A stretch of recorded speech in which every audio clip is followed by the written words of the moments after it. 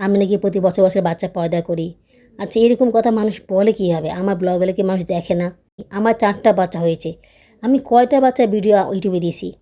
এইগুলো বলতে না আমার লজ্জা লাগে না। আমার জীবনটাই এরকম। আমি চলতেছি এভাবে। আমি কেন তোমার কাছে মিথ্যা বলব?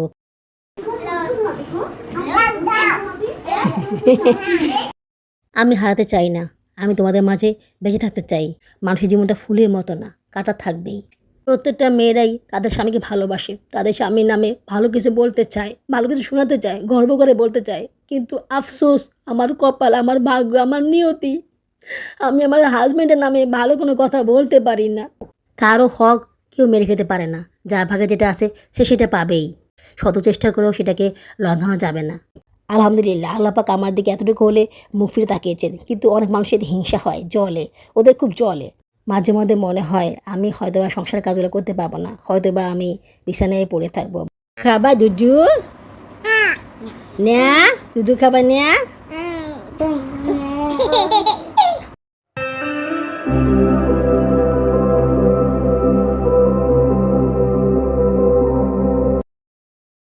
আসসালামু আলাইকুম। আমার চ্যানেল এবং পেজে তোমাদের সবাইকে স্বাগতম জানাচ্ছি। তোমরা সবাই কেমন আছো? আশা করি আল্লাহর রহমতে ভালোই আছো। আমিও ভালো আছি আলহামদুলিল্লাহ। দেশে এবং বিদেশ থেকে যারা আমার ভিডিওটি দেখতেছো তাদের সবাইকে জানাই আমার পক্ষ থেকে আন্তরিক অভিনন্দন ও ভালোবাসা। নতুন আরও একটি ব্লগ নিয়ে আবার তোমাদের সামনে হাজির হলাম। আজকে সোমবার, তো কয়দিন থেকেই ভাবতেছিলাম যে একটু রুটি বানাবো, আলু ভাজি দিয়ে রুটি দিয়ে খাবো। তো ভাবলাম সোমবার যেহেতু কোনো কাজ থাকে না, মানে রান্নাবান্নার কাজ থাকে না, তো ওই দিন আমি একটু আলু ভাজি আর রুটি করতেই পারি। তো সেই জন্য সকালবেলা উঠে আলু ভাজি করা শুরু করে দিলাম। সকালবেলা আর কি, সকালবেলা ঘুমতে করতে আমার অনেক কষ্ট হয়। কারণ বাচ্চাদের রাতবেলা ঘুম পাড়াতে 3টা বেজে যায়। 3টার আগে তো ঘুমাতেই পারি না, অনেক সময় 3টে, সাড়ে 3টা বাজে। ছোটো 2টা বাচ্চার খাওয়া দাওয়া করানো, তারপর বিছানা ঝাড়া, মশারি টাঙানো, তারপরে ওদেরকে ঘুম পাড়ানো, এগুলো করতেই তো অনেক সময় লেগে যায়। আমি চাইলেও আগে ঘুমাতে পারি না। তার মধ্যে আবার ওদের পটি ঝামেলা তো আছেই। মনটা একটু খারাপ, মানে বাজে কমেন্টসের ইয়া তো আছেই। আমি বুঝি না মানুষ এত জ্বলে কেন। আমি বাচ্চা নিছি, মানুষের এত জ্বলে কেন? আমি নাকি প্রতি বছর বছর বাচ্চা পয়দা করি। আচ্ছা, এরকম কথা মানুষ বলে কীভাবে? আমার ব্লগগুলো কি মানুষ দেখে না? আমি বুঝি না। আমার ব্লগগুলো যদি কেউ দেখে থাকে তাহলে তারা এই কথা জীবনেও বলবে না। কারণ এই কাজটা আমি কখনোই করিনি। আমার 4টা বাচ্চা হয়েছে। আমি কয়টা বাচ্চার ভিডিও ইউটিউবে দিয়েছি। আমার সায়রা হওয়ার ভিডিও আমার কাছে এখনও আছে। আমার জায়ান যে হয়েছিল, ও যে হাসপাতালে ছিল, সে ভিডিওটাও কিন্তু আমার কাছে আছে। কিন্তু এসব ভিডিও আমি ইউটিউবে ছাড়িনি। সাওদা হওয়ার ভিডিও কিন্তু আমার কাছে আছে, এগুলোও আমি ছাড়িনি বললে একটু ভুল হবে। আমি বাচ্চাদের নামে একটা ইউটিউব চ্যানেল খুলেছিলাম, শর্টস চ্যানেল। তো ওই চ্যানেলে আমি সাওদা ভিডিওটা আর সায়রা ভিডিওটা ছেড়েছিলাম। কিন্তু আমার এই ইউটিউব চ্যানেলে আমি ওদের কোনো ভিডিওই ছাড়িনি। মানে ওদের জন্মের পরে ভিডিও বা জন্মের আগের ভিডিও, এসব করে ভিডিও আমি ছাড়িনি। আমার মোবাইলে এখন অজস্র ভিডিও আছে ওদের। আমার জায়ের, সায়রার, সাওদার অজস্র ভিডিও আছে। এগুলো কিন্তু আমি ছাড়িনি। যদি ভিউ পাওয়ার হতো তাহলে আমি এগুলো ছাড়তাম ভিউ পাওয়ার জন্য। কেন ছাড়িনি? কারণ এগুলো চলে গিয়েছে, এগুলো অতীত। এগুলোকে আবার ছাড়ার কী দরকার? শুধু শুধু এগুলো নিয়ে আবার ঘাটাঘাটি করা কী দরকার? আমি বর্তমান নিয়ে কাজ করব, আমি বর্তমানে বাস করি। হ্যাঁ, অতীত আমার মনে আছে, আমার অন্তরে আছে। সেটা যে আমাকে দেখাতেই হবে এমন তো না। আমি চ্যানেল খুলেছি সায়রা হওয়ার পরে। সায়রা হওয়ার আগে আমি চ্যানেল খুলিনি। চ্যানেল খোলার পরও আমি আসলে কন্টিনিউ কাজ করতে পারিনি। কারণ বাচ্চাদের ঝামেলা ছিল, বাচ্চারা ছিল ছোট। তারপর আবার লকডাউন গিয়েছে, বারবার দেশে যাওয়া লাগছে, আবার আসা লাগছে। তো বিভিন্ন রকম ঝামেলার কারণে আমি কন্টিনিউ ভিডিও আপলোড করতে পারিনি। ঠিক তা না, আমি আসলে কন্টিনিউ ভিডিও আপলোড করিইনি তখন। আমি সপ্তাহে 2টা কি 1টা। ওগুলোর সাথে আমার অনেক অবস্থা খারাপ হয়ে যেত। অনেক কিছু জানতাম না, অনেক কিছু বুঝতাম না। দেখা গেলো যে ভিডিওর কাজ কীভাবে দ্রুত করতে হবে এগুলো আমি জানতাম না। তো সেক্ষেত্রে আমার সময় লেগে যেত। সাওদা হওয়ার আগে আমি অনেক বেশি আপসেট ছিলাম। সাওদার জন্য আমি অনেক ট্রাই করেছিলাম, হচ্ছিল না। তোমরা অনেকেই জানো। তো যার কারণে আমি চ্যানেলে কাজ করাই বন্ধ করে দিয়েছিলাম। মানে পুরোপুরি অনেক বেশি ডিপ্রেশনে চলে গিয়েছিলাম। তারপর যখন সাওদা পেটে আসলো, তখন আসলে চ্যানেলে কাজ করার আগ্রহ ছিল না। মানে কাজ করতে ইচ্ছা করতো না। কেন কাজ করবো? মানে আমার একটা আবার আগ্রহই ছিল না। তখন আমি প্রেগনেন্সি টেস্ট করেছিলাম, পজিটিভ এসেছিল। অবশ্যই ওটা কোনো ভিডিও করিনি, ছবি ছিল। তারপর আমি ওটা নিয়ে কোনো ভিডিও করিনি, কারণ আমার কাজ করার আগ্রহই নেই। ওই পুরো প্রেগনেন্সিতে আমি কোনো ভিডিও আপলোডই করতে পারিনি। আমার এতটাই বিরক্ত লাগতো এডিট করতে বা চ্যানেলে কাজ করতে। চ্যানেলের কথা শুনলে আমার খুব বিরক্ত লাগতো। প্রেগনেন্সিতে অনেক কিছু হয়, তো সাওদার সময় এরকম হয়েছিল। তো ওই কারণে আমি আর সাওদার সময় কোনো ভিডিও আপলোড করিনি। তারপরে সাওদা হওয়ার পরে আমি ভিডিও আপলোড করা শুরু করলাম। এই লেগে শুরু করলাম, বহুদিন পরে খুশির খবর নিয়ে হাজির হলাম। তখন সাওদা কীভাবে হলো সব কিছু শেয়ার করলাম। ওই তখন থেকেই ব্লগ করা শুরু করলাম। তারপরেও কন্টিনিউ ব্লগ করতাম না, আপসে থাকতাম, ভিউস হতো না। তো অনেক কারণে আমি ডিপ্রেস ছিলাম। আমি ফোর্থ প্রেগনেন্সির আগে আমি অনেক বেশি ডিপ্রেশনে ছিলাম, চ্যানেলে কাজ করবো না এটাই ভেবেছিলাম, মানে ভিউজ হচ্ছিল না, তো অনেক বেশি ডিপ্রেসড হয়ে গিয়েছিলাম, যার কারণে আমি কাজ করাই বন্ধ করে দিয়েছিলাম। তারপর আমার একটা ইউটিউবার আপু সে বললো, তুমি প্রতিদিন ভিডিও আপলোড করতে হয়, তোমার ভিডিও ভিউজ পাবে, তুমি তোমার মনের কথাগুলো শেয়ার করো, তুমি যা কাজ করো তাই দেখাও, ও তোমাকে ভালো কন্টেন্ট দেওয়ার জন্য অপেক্ষা করা লাগবে না, তুমি যা তাই দেখাও, তাহলে তোমার ভিউসও আসবে আর তোমার কাজ করার আগ্রহ আসবে। তো তখন আমি সেটাই শুরু করলাম, আবার প্রথম থেকে কাজ শুরু করি। তখন আমি ফার্স্ট ব্লগ নামে একটা ভিডিও ছাড়ি, তখন থেকে আমি আমার চতুর্থ প্রেগনেন্সির সব কিছু শেয়ার করি। তো ওই সময় ওই মুহূর্তে যখন আমি ফার্স্ট ব্লগ ছাড়লাম, তার আগে থেকে আমি প্রেগনেন্ট ছিলাম, মানে হঠাৎ করে প্রেগনেন্ট হয়ে গিয়েছিলাম, তখন জুনিয়র আমার পেটে ছিল। তো ওই সময়টা আমি কাজ শুরু করেছিলাম। আমার ছোট 2 কলিজা কাণ্ড দেখো, ও আদর করো।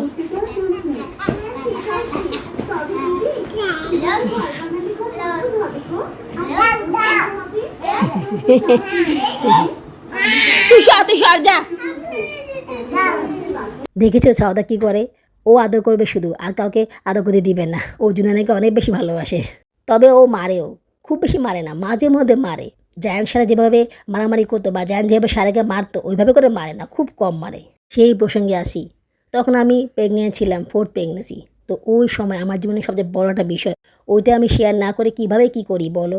আমি যদি ঠিক করেছি যে আমি প্রতিদিন যা করবো তাই দেখাবো, তো আমি প্রতিদিন কী করবো, কী দেখাবো বলো, আমি কী দেখাবো? আমার নিজের পার্সোনাল ব্যাপার বলতে কিছু একটা তো আসে, আমি তো মানুষ তাই না? আমি ব্লগে কী বলবো, আমি প্রেগনেন্ট সেটা আমি বলবো না, সেটা আমি দেখাবো না? এটা আমার কাছে বলতে আরও বেশি ভালো লাগতো, মানে ওই সময় প্রেগনেন্সির সময় ব্লগ করার কেভিন্সটা অনেক বেশি বেড়ে গিয়েছিল, তখন ব্লগ করতে খুব ভালো লাগতো। আমি কিন্তু ভিউজ পেতাম না, তারপর আমি ব্লগ করতাম। প্রেগনেন্সির কথাগুলো বলতে আমার কাছে অনেক ভালো লাগতো। ফোর্থ প্রেগনেন্সিতে আমি কী কী করেছি না করেছি সব কিছু বলতাম, সব কিছু শেয়ার করতাম। আর প্রেগনেন্সির সময়টা বুঝছো, মানুষ না শুধুমাত্র প্রেগনেন্সি ব্লগ দিতে চায়। তো আমি না ইউটিউবে সার্চ দিয়েছিলাম, দেখলাম যে প্রেগনেন্সি কোনো ব্লগই নেই, ফোর্থ প্রেগনেন্সি তো দূরের কথা, ফার্স্ট বা সেকেন্ড প্রেগনেন্সি ব্লগও নেই, খুব কম। কয়েকজন ভিডিও ছাড়ে, বাট কয়েকটা প্রেগনেন্সি ভিডিও ছাড়ে, তারপরে শেষ, আর নেই। আর কিছু হিন্দু মেয়েরা বা ইন্ডিয়ান মেয়েরা প্রেগনেন্সি ব্লগ ছাড়ে, ওগুলো আসলে দেখতে ভালো লাগে না। আমাদের সংস্কৃতি আর ওদের সংস্কৃতি এক না, এই কারণে আসলে সেভাবে করে আনন্দ পাই না, সেরকম ফিল পাই না। তো আমি চিন্তা করলাম যে আমার প্রেগনেন্ট সময়টা সবার সাথে শেয়ার করব, ওইটা আমার জন্য সুখকর স্মৃতি হয়ে থাকবে। আমি যখন আমার ফোর্থ প্রেগনেন্সিটা দেখতে চাবো, তখন সেই ব্লগগুলো দেখবো, তখন সেই ব্লগগুলো দেখে আমি ফিল করবো যে আমার ফোর্থ প্রেগনেন্সিটা কেমন ছিল। আর তাছাড়া আমার এই ব্লগগুলো দেখে যারা বাচ্চা নিতে চায় বা যারা ফোর্থবারের মতো প্রেগনেন্ট হতে চায় বা নিতে চাচ্ছে, ভয় পাচ্ছে, ওরাও আমার এই ব্লগগুলো দেখে উৎসাহিত হবে। বেসিক্যালি এই কারণে আমি ব্লগগুলো ছেড়েছিলাম। হ্যাঁ, একটা আশাও ছিল যে যদি ভিউজ বাড়ে, যদি আমার চ্যানেলে ভিডিও ভাইরাল হয়, কিন্তু সেগুলো কিছুই হয়নি। আমি অনেক আপসেট ছিলাম। তো আমার ওই ইউটিউবার আপুর কাছে আমি শেয়ার করেছিলাম যে আমি এত কষ্ট করে ভিডিও ছাড়ি, বাট আমি কোনো ভিউজ পাই না। তখন সে বললো, তোমার নিজের শান্তি সে বড় শান্তি, তোমার কাছে ভালো তুমি ছাড়ো, না হলে তুমি ছেড়ো না, ভিউজ পাওয়ার জন্য এগুলো করো না। এই প্ল্যাটফর্মে কিন্তু ভিউজ সহজে পাওয়া যায় না। ভিউজ কখন আসে এটা কেউ বলতে পারে না, এটা কিন্তু ভাগ্যের ব্যাপার, লাখের ব্যাপার। যখন তোমার লাখ ফেভার করবে তখন ভিউজ আসবে। তো আমি ওই আপুর কথা এটাই ভাবলাম যে হয়তো বা আমার লাখ ফেভার করবে না বা লাখ ফেভার করবে। তারপর আমি আশা করেছিলাম যে যখন আমার বাচ্চা হবে তখন আমি অনেক ভিউজ পাবো। তো সেটা কিন্তু হয় নাই, খুব কম ভিউজ পেয়েছিলাম। যদিও তারপরে ভিউজ বেড়ে গিয়েছিলো, আবার সেটা কমে গিয়েছিল। তো আমার বাচ্চা হওয়ার সময় সর্বোচ্চ 5,000 কি 7,000 8,000 ভিউজ হয়েছিল। আচ্ছা তোমরাই বলো, এখানে কি কেউ ভিউজ বলে, এটার কি ভাইরাল হওয়া বলে বলো? যদি এরকমই আমার প্ল্যান থাকতো তাহলে আমি ভিডিও ছাড়তামই না। দূর, ভিডিও ছাড়লাম, বাচ্চা হওয়ার পর ছাড়লাম, আমার কোনো ভিউসই নেই, আমি ভাইরাল হলাম না, তাহলে আমি ভিডিও ছাড়াই অফ করে দিতাম। কিন্তু আমি ভিডিও ছাড়া অফ করিনি, আমি কন্টিনিউ ভিডিও ছেড়েছি। কারণ ওই সময় আমার অনেক সাবস্ক্রাইবার আপু যোগ হয়েছে, যারা আমাকে অনেক বেশি ভালোবাসে, যারা প্রতিদিন আমার ভিডিওর জন্য অপেক্ষা করে, যারা আমাকে অনেক বেশি ফিল করে, যারা আমার কষ্টগুলো বুঝে। ভিউস না হয় নাই পেলাম, মানুষের ভালোবাসা তো পেলাম, এটাই বা কজনে পায়, এটাই তো আমার কাজ করানোর শক্তি। তাছাড়া আমি যখন পিছন ফিরে তাকাই তখন দেখি যে আমার 14 সিজারের ভিডিওগুলোর ভিউজ নেই প্রথম দিকের। কিন্তু পরে যখন আমাকেই আমার আপুরা কমেন্টসে বলে যে আপু তোমার ভিডিওগুলো দেখে আমরা অনেক বেশি অনুপ্রাণিত হই, তোমার ভিডিওগুলো দেখে আমরা বাচ্চা নেওয়ার জন্য উৎসাহিত হই, তোমার ভিডিও দেখলে আমাদের কাছে ভালো লাগে। ইভেন আমি এটাও শুনেছি যে আমার ভিডিও দেখে অনেকেই 4 নম্বর সিজারের বাচ্চা নিয়েছে এবং সেটা সফলও হয়েছে। তো আমার এই ভিডিওগুলো মানুষের কাজে লেগেছে, এগুলো কিন্তু ফেলনা হয়ে যায়নি। হ্যাঁ, এখনও ওগুলো ভিউজ কম, কিন্তু মানুষের উপকার তো লেগেছে। বাচ্চাদেরকে দিয়েছিলাম নিচে হাঁটতে, তো সায়রা ওদেরকে নিয়ে হাঁটতেছিল, কিন্তু জুনাইনা সিঁড়ি দিয়ে নিচে নামতেছিল। তো সিঁড়ির ফাঁকে তো খালি জায়গা আছে, তো 5 তলা মহিলা চেঁচিয়ে করতেছিল যে এইভাবে করে বাচ্চারা চলাফেরা করতে পড়ে যাবে, তখন অ্যাক্সিডেন্ট করবে। তো ওদের আওয়াজ শুনে আমি আসলাম, আসার পর চেঁচিয়ে করলাম, সায়রাকে বকলাম, তোমাকে কেন পাঠিয়েছি, তোমাকে পাঠিয়েছি ওদের খেলাতে, তুমি যদি ওদের খেলাতে না পারো তাহলে তোমার তো যাওয়ার দরকার নাই। তো ও চেঁচিয়ে করার কারণে আমার সেলাই ব্যথা হলো, আমার খুব কষ্ট হলো। এটার জন্য আমার অনেক কষ্ট হয়েছিল, মানে আমি জোরে কোনো কথা বলতেই পারি না, সেটা ইফেক্ট আমার প্রতি অনেক খারাপভাবে পড়ে। আজকের পর থেকে বাচ্চাদেরকে আর বাইরে বেরোতে দিইনি। কারণ কোনো সমস্যা হলে, কোনো বিপদ হলে কী হবে? আমারই ক্ষতি হবে, আমারই কষ্ট হবে, কারো কিছু যায় আসবে না। আমার সন্তান, আমার কষ্টের সন্তান, ওদের কোনো ক্ষতি হলে আমি সেটা মেনে নিতে পারবো না। তাই আমাকে যতটুকু সম্ভব সাবধানতা অবলম্বন করতে হবে, ওদের দিকে খেয়াল রাখতে হবে। এই দেখো, গুড় কিনে এনেছি। আজকে সোমবার ছিল, বাবুর আব্বু 100 টাকা দিয়েছিল, আর আমার কাছে 100 টাকা ছিল। এই 200 টাকা দিয়ে গুড় কিনে আনলাম। গুড় কেনার জন্য রিক্সা আসতে পারিনি। যাওয়ার সময় তো বাসে গিয়েছিলাম, আসার সময় রিক্সা আসতাম, কিন্তু আজকে রিক্সা আসেনি, কষ্ট করে বাসে আসলাম। টাকা ছিল না, একটা গুড়ের দাম ছিল 100 টাকা, আর একটা গুড়ের দাম ছিল 90 টাকা। 10 টাকা দিয়ে প্রথমে বাসে গেলাম, আসার সময় কিন্তু টাকা ছিল না। বাসওয়ালাকে আগেই বলেছিলাম যে ভাই আমার কাছে টাকা নেই, তো উনি আমাকে আনসার ক্যাম্পে নামিয়ে দিল। এইগুলো বলতে না আমার লজ্জা লাগে না? আমার জীবনটাই এরকম, আমি চলতেছি এইভাবে। আমি কেন তোমার কাছে মিথ্যা বলবো? কেন বলবো আমার এটা আছে সেটা আছে? কেন আমি কৃত্রিম লোক দেখানো কাজ করবো বলো? এটা করে আমি শান্তি পাবো? হ্যাঁ, তোমাদের কাছে বলে আমি একটু বড় সাজতে পারবো, কিন্তু আমাকে শান্তি হবে আলটিমেটলি আমি কী পাবো? কিছুই পাবো না। ভিউজকে আমি পাবো? যারা কৃত্রিম লোক দেখানোর কাজ করে ওরা কি ভিউজ পায়? হ্যাঁ, কয়েকদিন ভিউজ পায়, তারপরে ওদের ভিউজ নাই, ওরা ভিডিও ছাড়ে না। দেখবা যে চ্যানেলে ভিডিও নাই, সপ্তাহে একটা দুইটা, একটাও ছাড়ে না। কেন ছাড়বে? ওরা তো কথা বলার কিছু পায় না, ওরা কী বলবে, ওরা কী দেখাবে? ওদের সেরকম আগ্রহই নেই। ওরা কিছু দেখাবে সেজন্য টাকা লাগবে, সেই টাকা যখন ম্যানেজ হয় তখন দেখায়, আর যখন ম্যানেজ হয় না তখন দেখায় না। একসময় ওরা হারিয়ে যায়। আমি বাবা সেগুলো করতে পারবো না। আমি হারাতে চাই না, আমি তোমাদের মাঝে বেঁচে থাকতে চাই। আমি ইউটিউবে কিছু করতে চাই, আমি আমার বাচ্চাদের জন্য কিছু করতে চাই। দেখো, মানুষের জীবনটা কিন্তু এত সুন্দর না। মানুষের জীবনটা ফুলের মতো না, কাঁটা থাকবেই। হয়তো আমার জীবনে কাঁটা বেশি, কষ্ট বেশি। হয়তো অনেক কারোর জীবনে কাঁটা কম, কষ্ট কম। যাদের জীবনে কাঁটা নাই, যাদের জীবনে কষ্ট কম, তারা তো আমার কষ্টটা বুঝবে না। তারা তো মনে করবে যে আমি স্বামী না বদনাম করি, আমি ভিউজ পাওয়ার জন্য এগুলো করি। আসলে কিন্তু তা নয়। আচ্ছা, তোমরাই বলো, তোমাদের হাজব্যান্ড যদি এরকম করতো তাহলে তোমরা কী করতা? কী বলতা তোমরা ব্লগে? বলো, আমি ব্লগে কী বলবো? আমার হাজব্যান্ড অনেক ভালো, সে আমার সব কিছু দেয়। দেখাবোটা কি? দেখাবোটা কি বলো? সে একটু মাছ আনে দেয় না, মাছ রান্না করতে পারি না, একটু ফল ফুল খেতে পারি না, একটু ঘুরতে পারি না, কিচ্ছু দেয় না, একটু হাত খরচে টাকাও দেয় না। আমি তোমাদের কী বলবো? তার সম্বন্ধে ভালো কিছু আমি কী বলবো? তাও বলি, সে ভালো কিছুগুলো আমি বলি, তোমাদেরকে বলি না? তোমাদেরকে সব কিছু বলি না? আমি সব কিছু বলি, কোনো কিছু লুকাই না। সে যখন ভালো কিছু করে বলি হ্যাঁ ভালো করছে, যখন সে খারাপ করে সেটাই বলি। আমি কোনো কিছু বাড়িয়ে চড়িয়ে বলি না। বরঞ্চ বরঞ্চ সে যা করে তা অনেক কমই বলি, তা সম্পূর্ণ বলি না। তা সম্পূর্ণ বলে তোমরা অবাক হয়ে যাবা যে এটা কেমন মানুষ। প্রত্যেকটা মেয়েরাই তাদের স্বামীকে ভালোবাসে, তাদের স্বামীর নামে ভালো কিছু বলতে চায়, ভালো কিছু শোনাতে চায়, গর্ব করে বলতে চায়। কিন্তু আফসোস, আমার কপাল, আমার ভাগ্য, আমার নিয়তি, আমি আমার হাজব্যান্ডের নামে ভালো কোনো কথা বলতে পারি না। হয়তো বা আমিই খারাপ, হয়তো বা আমার মধ্যে খারাপ আছে, কিংবা আমি সেটা পারি না, এখন পারি না, কী করব? সে দেয় না, আমি কী করব বলো? আমি কী করতে পারি বলো? আমার বাচ্চাদের নিয়ে আমি কোথায় যাব? তারা ছাড়া তো আমার যাওয়ার কোনো পথ নেই। সে যাই হোক, খারাপ হোক ভালো হোক, সে আমার স্বামী, সে আমাদেরকে রাখছে, আমাদের দুটো ভালো মন্দ খাবার যাই হোক, শাক সবজি লতা সে আমাদেরকে খাওয়াচ্ছে। এই কারণেই পড়ে আছি সংসারে, এই কারণেই আছি। নাহলে আজকে আমার যদি অন্য কোনো ব্যাখ্যা থাকতো, আজকে যদি আমার মা বাবা থাকতো বা আমার ভাই বোনের যদি আমার হেল্প করতো, আমার পাশে থাকতো, তাহলে আমি তার সাথে থাকতাম না। বেশি না 2 সপ্তাহ বা 1 মাস যদি আমি তার সাথে না থাকি না, সে ঠিক হয়ে যাবে, একদম সোজা হয়ে যাবে। সে আর এরকম করবে না। আসলে সে সুযোগ পেয়ে গেছে, কেউ তো আমার পাশে নাই, এগুলো দেখে তো, এই কারণে সে সুযোগ পেয়ে গেছে, বুঝতে পারছো? রুটি বানাতে খুব কষ্ট হচ্ছে, তারপরেও রুটি বানাচ্ছি, যেহেতু নিয়ত করছি আজকে রুটি দিয়ে ভাজি দিয়ে খাবো। আমার জন্যই বানাচ্ছি, হাজব্যান্ডের জন্য বানাচ্ছি না। ওনার জন্য বানিয়ে কোনো লাভ নেই। এসে দেখো না লেকচার দিবে, খাবার ঠিকই খাবে কিন্তু বদনাম করবে, কোনো সুনাম করবে না। আর তাছাড়া আমার এত এনার্জি নেই এত কষ্ট করার, এগুলো করতে অনেক কষ্ট হয়ে যাচ্ছে। কষ্ট করে রুটি বানাচ্ছি, বাচ্চারা খাবে, বাচ্চারা খাওয়ার জন্য অপেক্ষা করতেছে। বাচ্চারা আমার খাবার খেতে পছন্দ করে, বাচ্চারা আমাকে ভালোবাসে। আমার কাছে ওদের অনেক চাওয়া আছে, ঠিক আছে? ওদের চাওয়াটা আমি পূরণ করতে পারি না সম্পূর্ণ, তারপর যতটুকু পারি পূরণ করার চেষ্টা করি। আজকে স্বার্থপরের মতন রুটি বানিয়ে আমরাই খেয়ে নিচ্ছি। ওনার জন্য কোনো রুটি রাখিনি, ওনার জন্য খিচুড়ি রেখেছি, উনি খিচুড়ি খাবে। আসলে আটার পানি শুকিয়ে গিয়েছিল, বুঝছো? আটা এমনিতেই কম হয়ে গিয়েছিল। বাচ্চারা আরও খাওয়ার জন্য বলেছিল, বাট ওদেরকে অত বেশি দিতে পারিনি। যেমন ধরো, জায়ান খেয়েছে 1.5টা, সায়রা খেয়েছে 1.5টা, আর জুনানা খেয়েছে 1.5টা, সাউদা খেয়েছে একটারও অর্ধেক। ওই অর্ধেকটা আবার জুনানা খেয়ে নিয়েছে। রুটি বানানোর পরে সবাইকে একটা করে দিয়েছিলাম, তো সবাই খাচ্ছিল। সাউদা একটু খেয়ে আর খাচ্ছিল না, ও তো সহজে খায় না, ওকে খাওয়াই দিতে হয়। তো জুনানার খাওয়া শেষ, জুনানা এখন সাউদাটা ধরে, সাউদা কান্নাকাটি করে, জুনানাকে মারে, ওকে দিবে না। আমি খেয়েছিলাম 3:30টা, আমার জন্য নিয়েছিলাম 4টা। তো যখন রুটি সেকি তখন সারা এসে বলতেছে যদি না আরও খাবে, তো আমার এখান থেকে অর্ধেক দিলাম ওকে। আসলে বহুদিন পর তো রুটি বানিয়েছি, এই জন্য বাচ্চারা খাওয়ার জন্য অস্থির হয়েছিল। প্রতিদিন বানালে কিন্তু বাচ্চারা খেত না, বিশেষ করে জায়ান সারা, ওরা তো খেতেই চাইতো না। ভাজি করলে একটু খায়, তাও সেটা প্রতিদিন না, একদিন খেলো 2 দিন খেলো, তারপরে আর খেতে যাবে না। আর আমার কাছেও এক খাবার প্রতিদিন খেতে ইচ্ছা করে না। রুটি বানানোর ক্রেভিং ছিল, তাই রুটি বানিয়েছি, না হলে বানাতাম না। মাঝে মধ্যে বানাবো, সবসময় পারবো না, অনেক কষ্ট হবে বানাতে, কারণ অনেক গরম, গরম আমার একদম সহ্য হচ্ছে না। মানে আগের প্রেগনেন্সির মতো গরম সহ্য হচ্ছে না।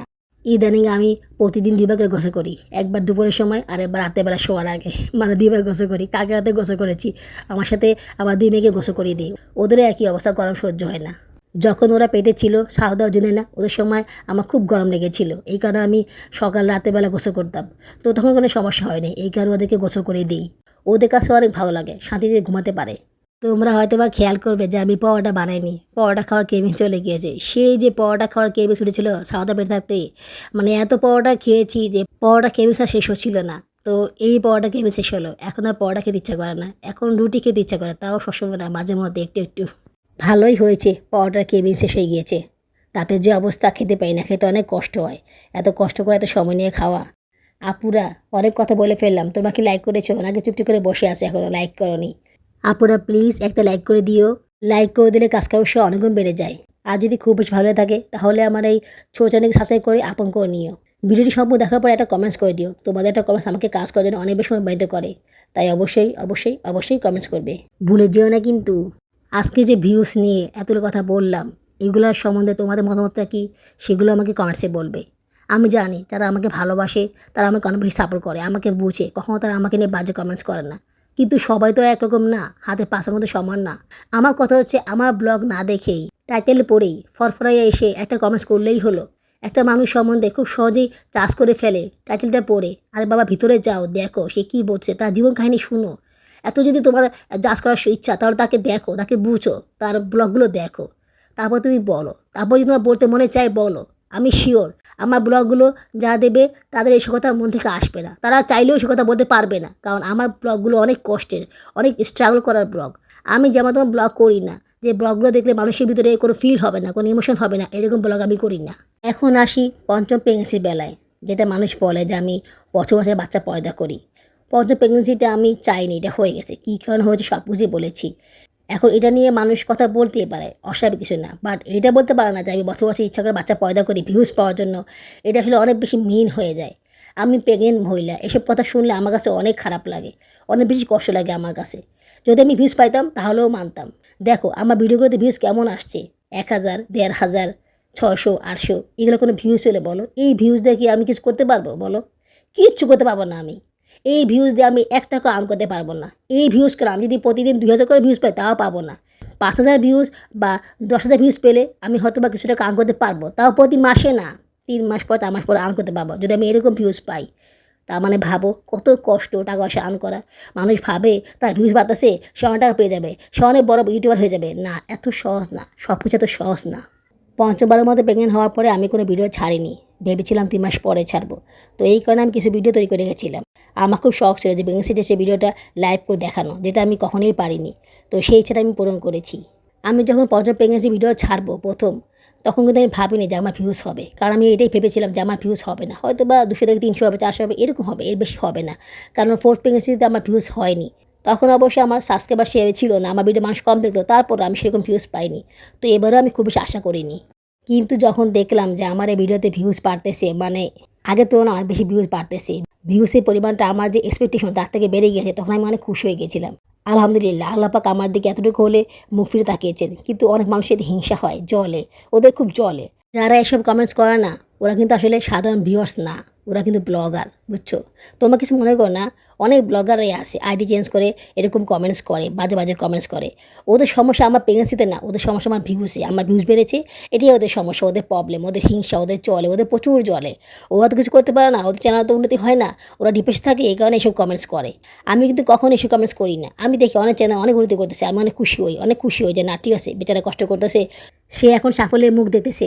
যদিও সে অন্যরকম কন্টেন্ট করে যেগুলো আমার পছন্দ না, বা তার কন্টেন্টের ধর অন্যরকম, যেটা আসলে লোক দেখানো ফেক, তারপর কিছু বলি না, ঠিক আছে, যাই করুক, তার যদি উন্নতি হয়, তার যদি লাভ হয়, সে করুক, এটা তার পার্সোনাল ব্যাপার। তো আমি এইসব বিষয় নিয়ে কোনো সময় মাথা ঘামাইনি, আর কোনো কিছু বলিও না। আমি এটা বলি না তার হয়নি, আমার কেন হয় না, আমি এটা কখনোই বলি না। আমার ভাগে যা আছে আমি সেটাই পাবো। কারো হক কেউ মেরে খেতে পারে না, যার ভাগে যেটা আছে সে সেটা পাবেই। শত চেষ্টা করেও সেটাকে লঙ্ঘানো যাবে না। আমার ভাগে ছিল যে আমার 5টা বাচ্চা হবে, সেটা হবেই। আমি চেষ্টা করলেও সেটাকে উল্টাতে পারবো না। যদিও আমি সেই চেষ্টা করিনি, আমারও আগ্রহ ছিল। আমার আগ্রহ ছিল বলেই কিন্তু আল্লাহ পাক আমাকে দিয়েছে। আল্লাহ পাক কিন্তু সবাইকে সব কিছু দেয় না। যারা যেটা চায় আল্লাহ পাক তাকে সেটাই দেয়। যে যেভাবে চলতে চায় আল্লাহ পাক তাকে সেভাবে চলতে দেয়। রাতের বেলা শোয়ার আগের ভিডিও এটা। মানে বিছানা ঝাড়তে হবে, মশারি টাঙাতে হবে। অবস্থা অনেক খারাপ হয়ে গিয়েছে আমার। সেলাই ব্যথা করতেছে, খুব ক্লান্ত লাগতেছে, মানে খুব খারাপ অবস্থা বুঝছো। মাথা ঘোরাচ্ছে খুব। এদিকে আমি একটু বসে থাকলেই আমার ছোটো মেয়েটা আমার কোলে এসে বসে যায়। মানে আমার কোল থেকে সে নামেই না। একটু বিশ্রাম নিচ্ছি, যদি ভালো লাগে তাহলে বিছানাটা ঝাড়বো, বিছানা ছেড়ে মশারি টাঙাবো। আর যদি না পারি তাহলে সারাকে দিয়ে কাজ করাবো। ওকে দিয়ে আমি সহজে কাজ করাইনি, একদম না পারলে তখন ওকে দিয়ে করাই। বেচারা ছোটো মানুষ, এত কিছু তো করতে পারে না, তারপরেও চেষ্টা করে করার। জায়নও করে, জায়নও আমার লক্ষ্মী ছেলে, সে আমার কাজগুলো সুন্দরভাবে করে, ওকে বেশি বলতে হয় না। সারাকে অবশ্য অনেকবার বলতে হয়। বসতে পারলাম না, তাই শুয়ে গেলাম। মানে এত বেশি মাথা ঘোরাচ্ছিল, এত বেশি খারাপ লাগছিল যে না শুয়ে পারলাম না। মাঝে মধ্যে মনে হয় আমি হয়তোবা সংসারের কাজগুলো করতে পারবো না, হয়তোবা আমি বিছানায় পড়ে থাকবো, মানে এরকম মনে হয় আর কি। খুব ভয় লাগে, খুব টেনশন লাগে। কিন্তু আল্লাহ পাকের রহমত, আল্লাহ পাকের অসীম কুদরত, আল্লাহ পাক আমাকে সুস্থ করে দেয় কিছুক্ষণের জন্য হলেও। আমি একটু ভালো থাকি। প্রতি রাতেই এই অবস্থা হয়, তোমার সাথে আজকে শেয়ার করলাম। অনেক কষ্ট হয় আমার, কেউ আমাকে হেল্প করে না। বাবুর আব্বুকে শত বললেও উনি হেল্প করে না। যদি আমি বলি না, একদম না পারলে আমি বলি না, আমার বাচ্চারা আমাকে যা পারে কাজে হেল্প করে। আর আমার আল্লাহ আমাকে দেখে, এছাড়া আমার পাশে আর কেউ নেই। আমার এই অবস্থা দেখার পরও, এত কষ্ট করে প্রেগনেন্সিটা বহন করার পরও যদি মানুষ বলে যে আমি শুধুমাত্র ভিউ পাওয়ার জন্য এগুলো করতেছি, তাহলে সত্যিই অনেক বেশি কষ্ট লাগে, অনেক বেশি আঘাত লাগে। যদি আমি সেই ভিউজটা পাইতাম তাহলেও সেটাকে কিছুটা মেনে নিতাম। বাট যেটা আমি পাই না, সেটা নিয়ে আমাকে কথা শুনতে হচ্ছে। সত্যি সেটা অনেক বেশি খারাপ লাগে আপুরা। আজকে 1.5 বছর ধরে কন্টিনিউ কাজ করা শুরু করেছি। আমার ইউটিউব চ্যানেলে ভিউজ দেখো, ভিউজের কী অবস্থা। আমার কোন ভিডিওটা তোমরা দেখবা যে 10,000, 20,000, 30,000 ভিউজ হয়েছে, কী করে এই দেখো। চুনাই না, এমন করে না মা, দুধু খাও। বের হয় না মা, দুধু খাইয়ে নাও। কষ্ট করে বিছানা ছেড়ে মশারি টাঙিয়ে বাচ্চাদেরকে দুধ দিয়ে তারপরে সোফায় এসে বসলাম। ওরা দুধটা খাওয়ার পরে তারপরে আমি গিয়ে শুবো। না হলে তো ওরা দুধ ফেলে দেবে, বিশেষ করে জুনাইনা। জুনাইনা কিন্তু দুধ ফেলে দেয়, না খেলে এটা ফেলে দেয়। তখন আরও বেশি বিরক্ত লাগে। খাবার দুধু নেয়া, দুধু খাবার নেয়া, খাবো খাবো নেয়া। একবার বলে খাবো, একবার বলে খাবো না। নেয়া নেয়া, উঠে নেয়া, উঠে নেয়া, ঘুমাও ঘুমাও। জুনাইনাকে আজকে 2 দিন হলো দুধ খাওয়াই না। এখন আর সে দুধ খেতে চায় না, দুধ দেখলে হাসে, ধরে। মানে আমি ওকে শত চেষ্টা করেও আর দুধ খাওয়াতে পারি না। মানে 2 দিন খাওয়াইনি। ওই যখন ও দুধ খাওয়া খুব কেমন ছোটো ছিল, তখন ওকে অন্য খাবার খাইয়েছি, ফিডার করে দুধ খাইয়েছি, বা মনে করো যে অন্য কোনো খাবার খাইয়েছি। আল্লাহ পাকের কী রহমত আমার মেয়েটার ওপরে। আমার মেয়েটা দুধ খাওয়ার জন্য আর কান্না করেনি। সত্যি ও আমার লক্ষ্মী মেয়ে। ও আল্লাহ পাকের দেওয়া আমার শ্রেষ্ঠ উপহার, আলহামদুলিল্লাহ।